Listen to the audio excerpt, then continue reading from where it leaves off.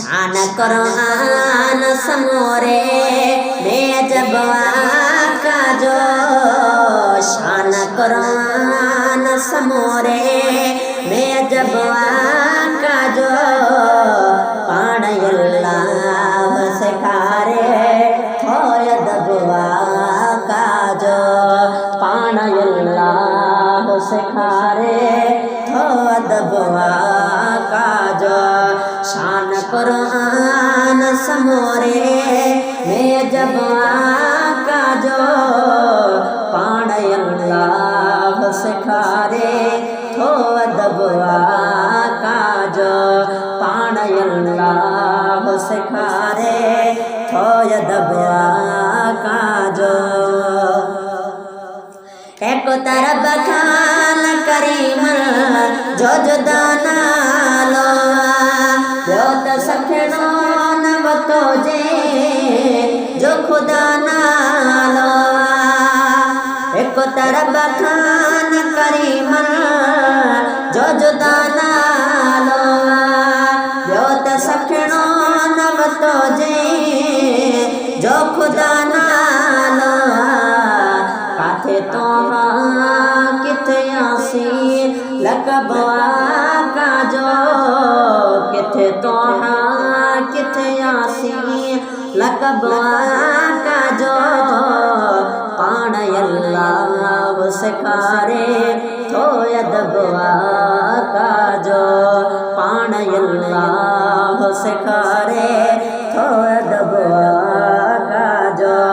शान कुरान समोरे में जब आका जो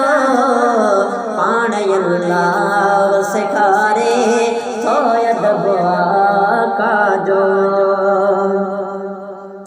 इश्क बारात अजीबा एही मज़को ॾिठो दिल जी दीदार सां ॾिठो जा बेउन नूर ॾिठो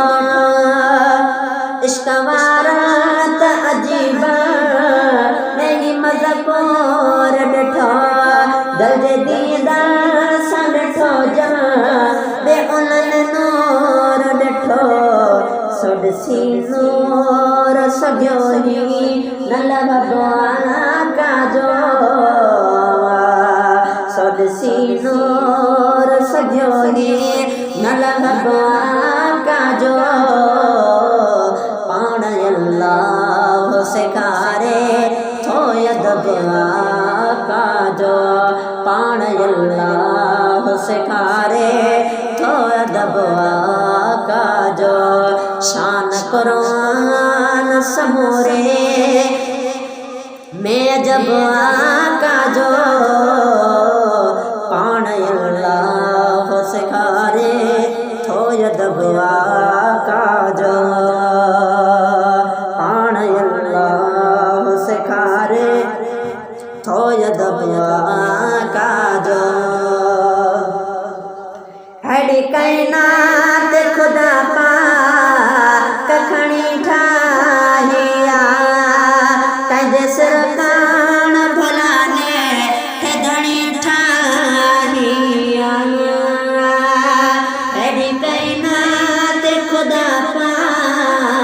कखणी ठाहिया तंहिंजे सिर कान भलाने थे धणी ठाहिया सारे संसार जन रस भगवा का जो पाण अल्लाह सिखारे थो दबवा का जो पाण अल्लाह सिखारे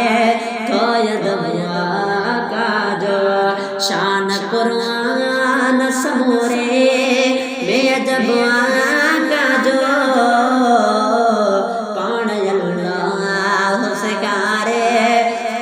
दबवा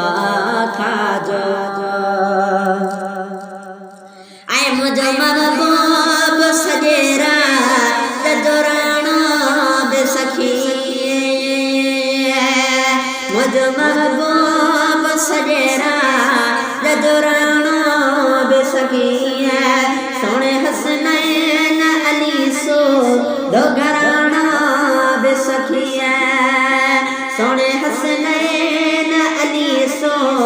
दो घराना बेसके सारी दुनिया खनरालो अन सब का जो सारी दुनिया खनरालो अन सब का जो पाण अल्लाह सिखारे थोय दबवा का जो पाण अल्लाह सिखारे थोय दबवा का जो आदमी अहली तगंडलता रमिठे मालिक सा तोड़े मानो सकचहरी पे कठे मालिक सा आदमी अहली तगंडलता रमिठे मालिक सा तोड़े मानो सकचहरी पे कठे मालिक सा तोड़े मानो सकचहरी बेकठे मालिक सा का घड़ी धार धनिया खा नकल का जो पाण अल्लाह उसे खारे हो दबवा का जो शान कुरान समोरे